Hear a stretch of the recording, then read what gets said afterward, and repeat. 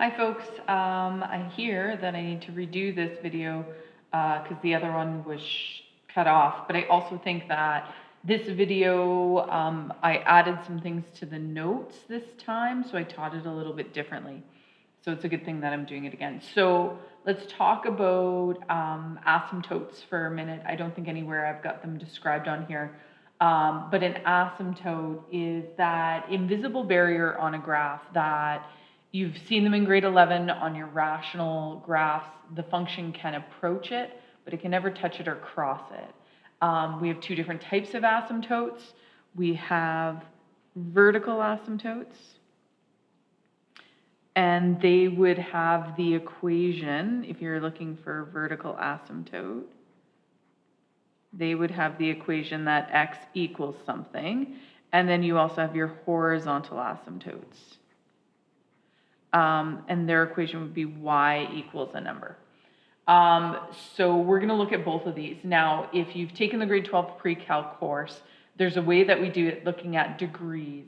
And I have to preface this with your calculus professors in university will not accept that as a valid way. They will want you to use limits to prove asymptotes.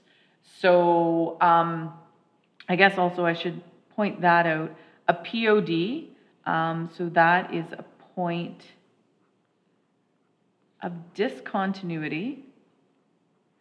And if you haven't, discontinuity, sorry, I got to spell it. If you haven't taken the grade 12 course, a point of discontinuity is where there's actually a hole in the graph. It's not an asymptote. It's just a place where there's a break in the function, and it's represented by an open circle. So this is what we call a point of discontinuity, and we'll be talking a little bit about those. And point of discontinuities usually go with vertical asymptotes. We find point of discontinuity at the same time we're finding that vertical asymptote. So that's what we're going to start with. That's what we're going to start with first. And so we're going to hop right into it. So the key thing here is in calculus, I'm going to want you to use limits to determine whether you have the equations of the asymptotes and the point of discontinuity. If you're in pre-cal 12, I'm going to ask you to use the degree option. Again, kind of difficult. So, okay, so I broke this down into steps, and that's kind of, I find it helpful. You may not, but that's okay too. So step one, find the NPVs. So if we're going again, NPVs, you've done it in pre-cal 11, you'll do it in pre-cal 12. We're looking for where the denominator cannot equal 0. These are the numbers that you're going to use for what, when you're doing your limit, x is approaching. You'll use your NPVs for that. And you're going to simplify your equation if you can. And you're going to evaluate the limit for each NPV. If the limit approaches infinity, it's an asymptote. If the limit, so infinity is the asymptote. If the limit approaches a number, it's a POD. Okay? So really specific things going on there. Because the asymptote's going to block that whole y values, and here we're going to be able to calculate a y value because it's at a single point. And step 4, give the equation. So that's another problem. Give the equation in the form x equals. Now, you want to use the equation because we're saying this is the location of my asymptote. Okay, so let's get started. Let's start with our first one here. Okay, I think I skipped something. I think I put an equation in. We're going to do this one here, and we'll go from there. So determine the vertical asymptotes, and I guess we should say point of discontinuity as well for this one. So the first thing I'm going to do is I'm going to find my NPV. So I'm looking at that denominator there. So I know that my NPV, x cannot equal -3. Because if I put a -3 here in, we'll have a denominator of 0, and that can't happen. Okay, so that's my step 1. I've done that. Okay. Step 2, I'm going to simplify my equation if possible. So I think really the only thing I can do there is common factor out that 2 in the numerator, but nothing else really simplifies, nothing cancels each other out, there's nothing I can do here. Okay, so what I'm going to do now is I'm going to set up my limit. So this is step 3, I'm going to set up my limit. So I'm going to say the limit as x approaches, and we're doing it for our non-permissible values, so as x approaches -3, sorry.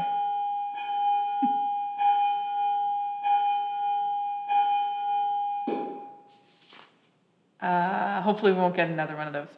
Okay, so here's the thing. We know that if we do direct substitution into this,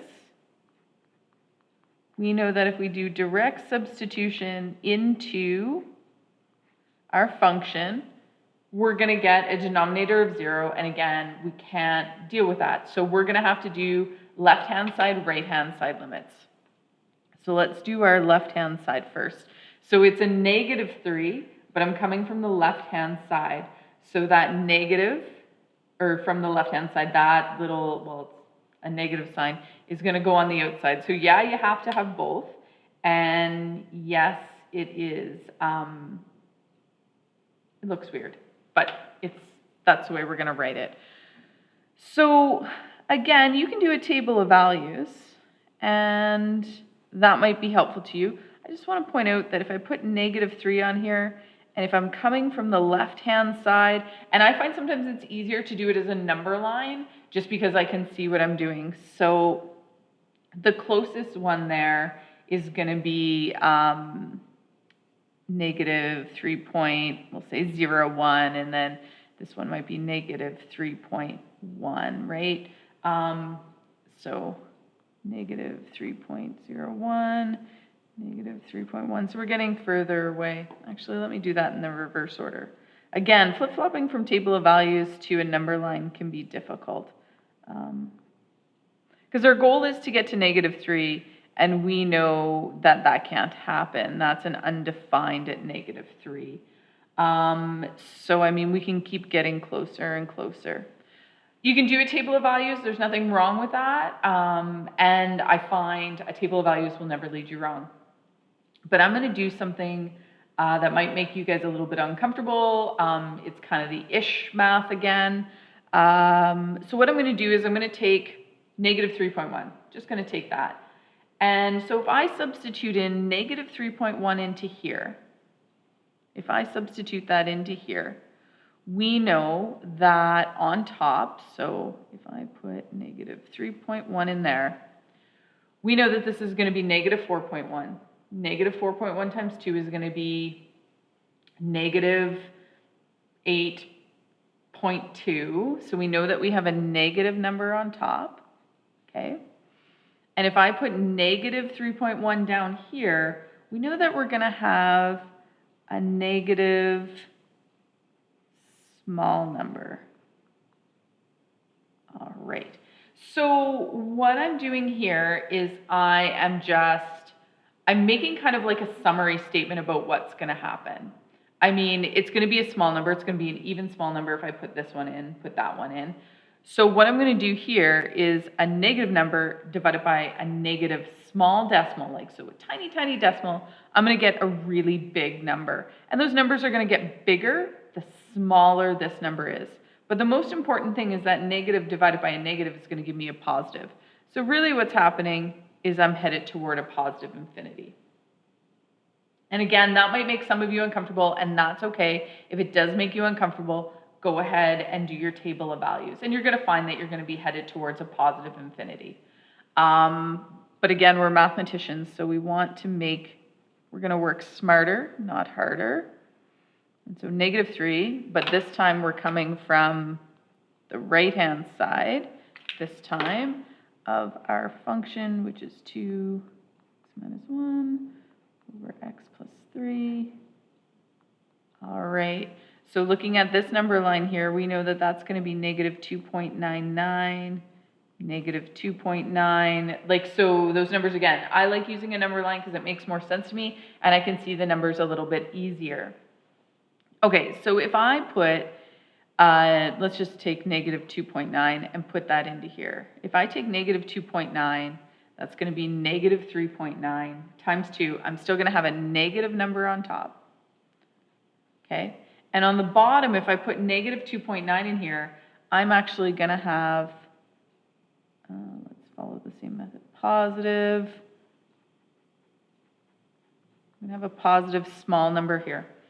So again, like these numbers are going to get smaller and smaller and smaller. And as these decimals get smaller, divided into here, you're going to get bigger numbers. But this is a negative divided by a positive. So we're going to end up headed towards negative infinity. Okay, so we had to do left-hand side, right-hand side, because if we do direct substitution in, we're going to get an undefined. So just keep that in mind as well. Okay, so that's step 3. So let's go back up to our rule here. It says, if the limit approaches infinity, it's an asymptote. If it approaches a number like 2 or 3 or 4, it's a point of discontinuity. So we have this situation going on here.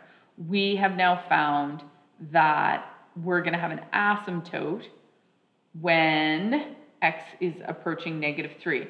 Now, you're like, Scallion, those are 2 different ones. So shouldn't there be a split? It's okay, they're both infinities for this case. So step 4 is just creating the equation of the asymptote. So we have a vertical asymptote occurring at x equals negative 3. We don't put the do not equals because this is the equation of where the asymptote is. So you've just found that we have a vertical asymptote at x equals negative 3. Okay? And again, doing some ish math, you don't have to do the table of values. But again, if this isn't making sense to you, please go ahead and use the table of values. Okay. So things are going to get a little bit, we're going to do some mathematical truths first. These are called known truths in math. All right, here you go. So what we're going to do here, and ladies and gentlemen, you've graphed this. You've graphed this in grade 11. So even if you haven't done the grade 12 pre-cal, you already have graphed that. Okay. So let's talk about limits at infinity. This is related to the horizontal asymptotes.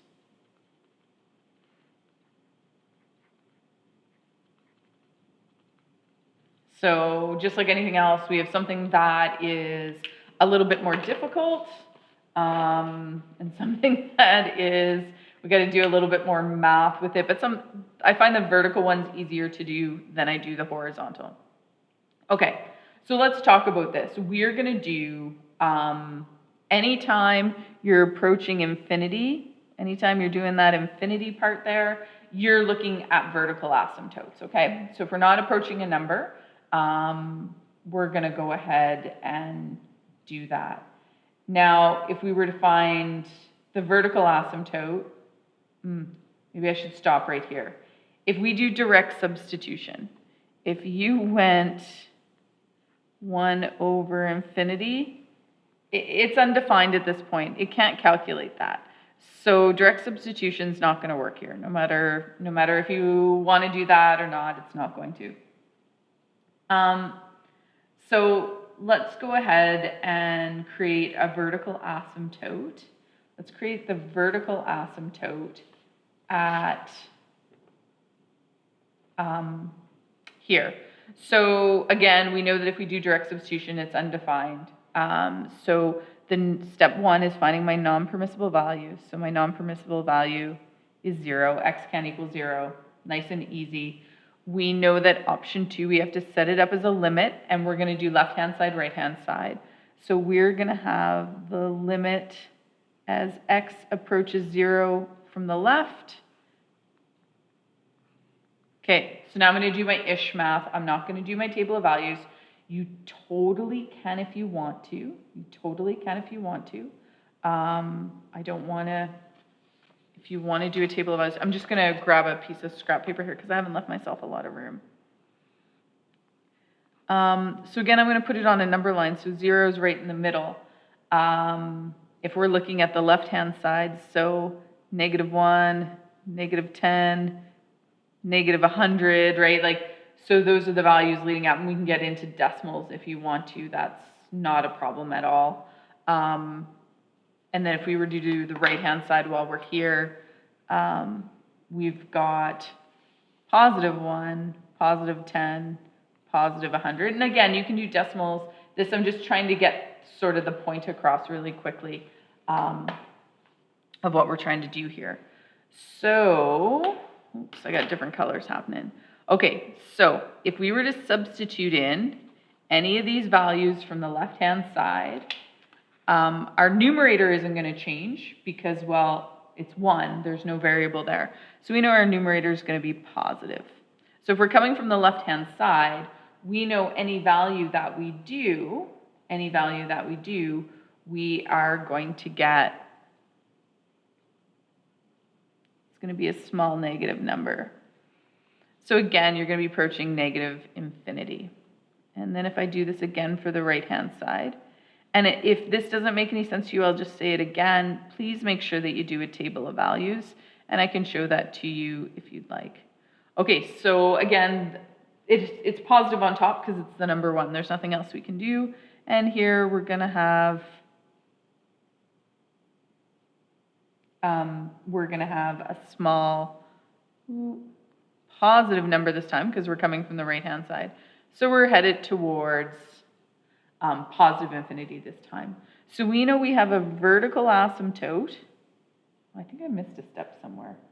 Oh, I was supposed to simplify. I didn't, there was nothing to simplify. I'm sorry, I skipped it.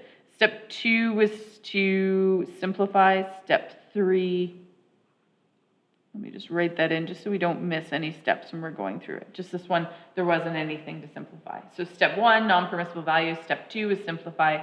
Step 3 is do my left and right hand limits. And we found that we have an asymptote. And I have this handy dandy graph here. So we have an asymptote when x is equal to 0. And let me grab a red pen here. I'll grab a different red pen because that's who I am. So we know that we're going to have an asymptote. That's x equals 0. Oh, that's terribly hard to see. I thought that pen would be thick enough. But we have it going right down that y-axis. Okay? So that's pretty exciting. All right. So we know that as the limit approaches infinity, we know that this has a value of 0. Okay. So we also know that there are some known truths in here. So the known truths are really important. So we know that, let me just write this out, limit as x approaches infinity of 1 over x, this has a value of 0, okay? We know that this limit is 0. It's a known truth. Another known truth that we know, because it's the same sort of principle, we're gonna do a leap of faith here, that also has a value of 0. So these are what I like to call, these are our known truths.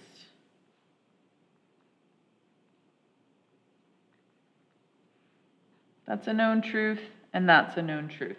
So that means that we don't have to prove it every time. It's kind of like Pythagorean theorem. That's a known truth. We know it works. We don't have to validate it every time. We know a squared plus b squared equals c squared. We know in calculus that this is true. So now we're going to use some basic limit rules here. I think it's from lesson 2, lesson 1. I can't remember. I apologize. So really, if we were to write this out, k just represents a constant. So it's not a variable. It's just any constant number. So this is going to be, if we apply this, k can go on the outside. The limit as x approaches infinity, and this would be 1 over x. So all I did was take out that constant and I pulled it out front, following our simple limit rules. Okay, so that's really nice. So if we were to do this, so if we had the limit as x approaches infinity, and remember that if it's approaching infinity, we're talking about horizontal asymptotes. Okay, So let's just say we had that question. So I would have 7 times the limit as x approaches infinity to 1 over x. Now we know that this, based on our known truths, we know that that part has a value of 0.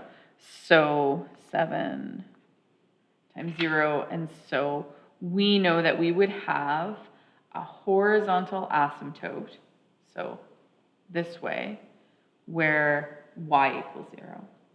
Okay? So pretty straightforward.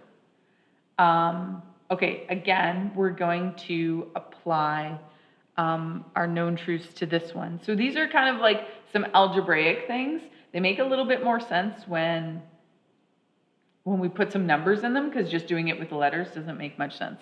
So let's talk about n for a second. N has to be greater than 0. So really what I mean here is that we have a positive exponent. We have a positive exponent for this. I better hurry up if I don't want to run out of time. Okay, so again, we're going to apply exponent rules. So the limit as x approaches infinity can be written as that. Okay, we know that. That we've learned already. We've proven that already. So this stuff in here, we know is a known truth. It's this one right here. We know it has a value of 0. So this is going to be 0 to the exponent n. Now, n could be any number. It could be 5, it could be 2, it could be 600. But 0 times 0 times 0 times 0 is still going to be 0. Okay, all right. I feel like we're trucking along here. Okay. Oops, I got papers flying everywhere. I apologize. I'm trying to keep myself organized. All right, so now we're moving on to this example here. So again, right here, we know we're going to have to use the known truths because it's approaching infinity. So we're going to have that little piece of information in our back pocket as well. Okay, so first thing we're going to do is if we do direct substitution, we know that we're going to have an undefined on the bottom. We can't do that. It's not going to work. Infinity doesn't tell us anything. So we're going to multiply by some known truths. Now remember, you can't change the value of anything. So if I multiply this by 1 over x divided by 1 over x, we know that stuff divided by itself, any number or any algebraic expression divided by itself, is going to give us a value of 1. So when multiplied into the function, it's not going to change its value, it's just going to change the way it looks. So we're going to have the limit as x approaches infinity of 2 over x. I'm multiplying that in here, and then I'm leapfrogging that in here and in here. So we're going to have 7x over x minus 5 over x. Okay, so obviously the thing that I see right here, those can cancel each other out. I don't feel very accomplished by that, but we'll roll with it. So now what I can do with my limit rules, so now you're seeing how we're going to use those limit rules. We can apply the limit to both the numerator and the denominator. So we're going to have the limit as x approaches infinity to 2 over x divided by the limit as x approaches infinity, 7, minus the limit as x approaches infinity, 5 over x. Okay, here we go. Remember that can be moved outside. So we're going to have 2 times the limit as x approaches infinity, 1 over x. The limit, approaching anything of a constant, is always just going to be the constant. So I'm not going to rewrite that one. Oh, well, I'm not going to change how it looks. How about that? And then we're going to pull that 5 out front. forgot my x approaching infinity there in my rush. Okay, so I'm just going to move that up here just so we can see it. So as we evaluate this, this is going to be 2 times 0, because we know that this is a known truth of a value of 0. Same with this one here. We know that the limit of a constant function is the constant. Oops, sorry, I didn't put brackets around that. So I have 0 over 7. So my answer is 0. All right, so that means that we are going to have a horizontal asymptote at x equals 0. So we're going to have a horizontal asymptote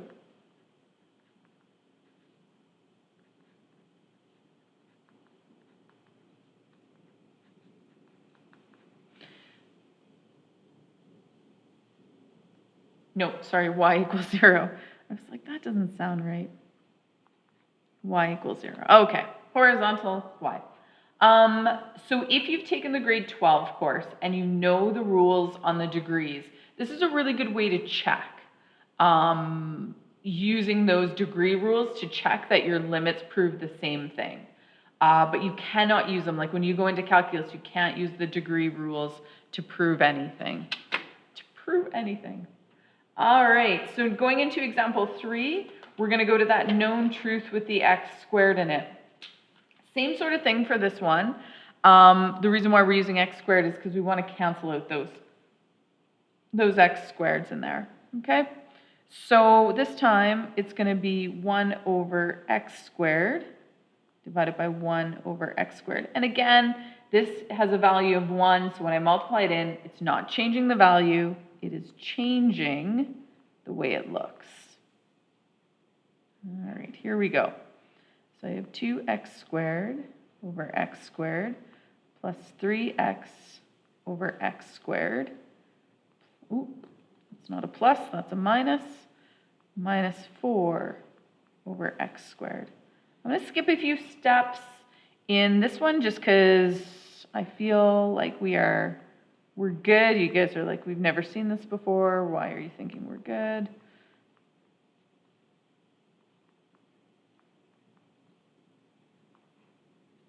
Okay. So now we can go ahead and start canceling some stuff out. Nice obvious ones. Those are nice. These ones, the x will cancel out the x squared. The x will cancel out the x squared. And then there's nothing else I can do with that one.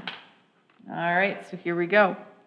We've got the limit, and we're going to apply the limit to every term in this, because we can do that. This means we're going to have to write a lot.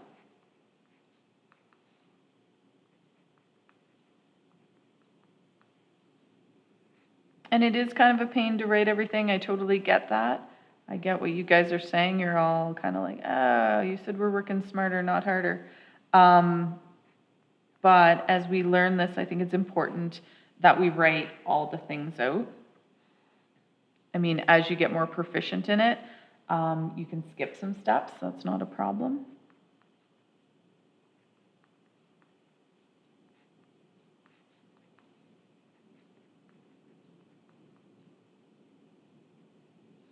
Ooh, I keep writing add when I shouldn't be. Second time I've done that.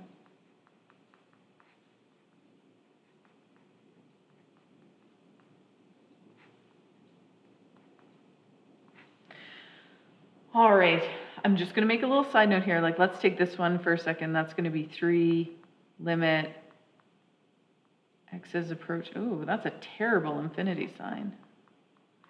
You guys know that this has a value of 0. That has a value of 0, so it's going to be 3 times 0, so that's going to equal 0. So those are the steps that I'm talking about. I'm not going to write this out for each one of them.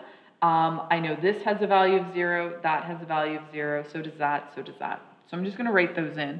So I've got 2 plus 0 minus 0 over 5 minus 0 plus 0. So my answer is 2 over 5. So that means I have a horizontal asymptote at 2 over 5. So those are the known truths. That's what they're super important if you're gonna do them, because you won't be able, direct substitution will give you undefines. Okay. Okay. I just wrote those steps, like some little notes about horizontal asymptotes.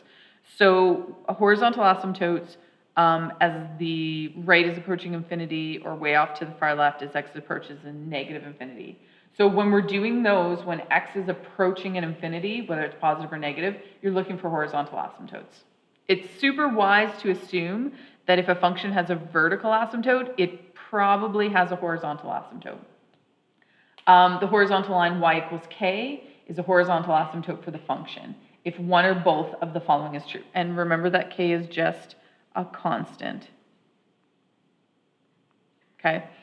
Okay. All right. So we know that this is true, that as if the limit is, we're looking at x approaching positive infinity, we know that it's equal to a value, or if it's approaching negative infinity. So it's one or both. So both of them, obviously it's true. If it's one of them, it's also true. Okay, so we're going back to this very first equation that we did. We did this one. Jeez Louise, I've had too many pieces of paper floating around here. Oh, here we are.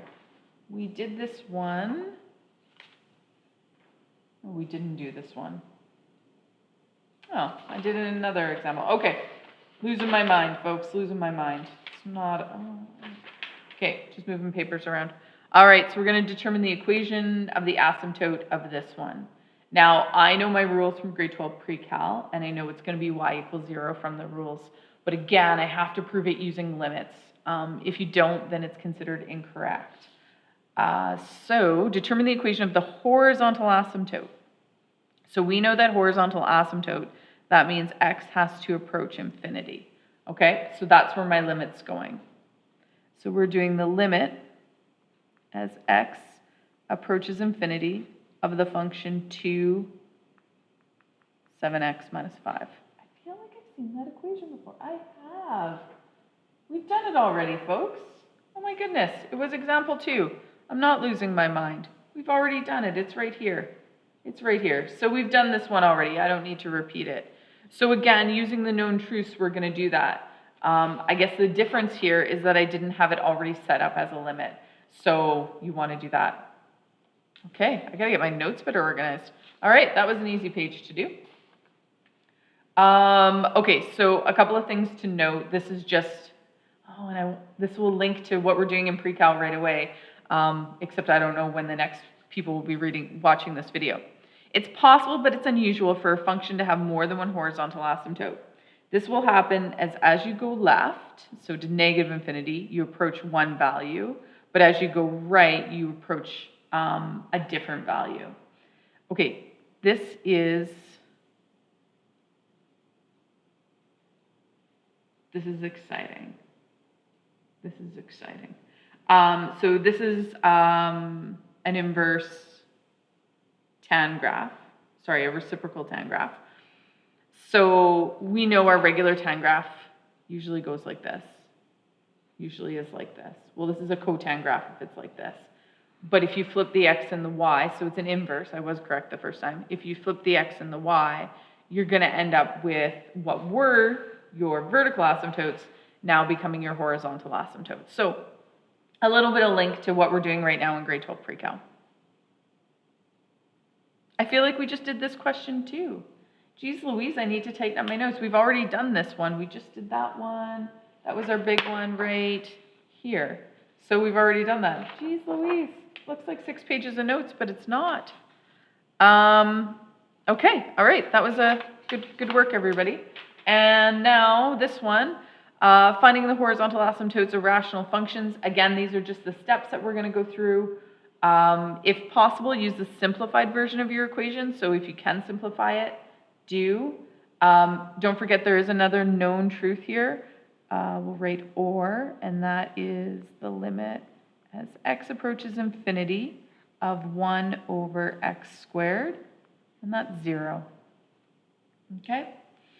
Anytime you do a direct substitution, it's not going to work. So I wouldn't waste my time doing that. Step 2, multiply by your appropriate known truth. You want to, if your highest degree is an x squared, then you want to use that. If it's an x cubed, use your known truth of x cubed. This will just keep applying on and on and on. And then state the equation of the horizontal asymptote in y equals form. This makes it sound so easy, and yet there are quite a few steps. So you need to know your known truths. That's the most important thing. But other than that, that's it. If you have any questions, please let me know. Thanks.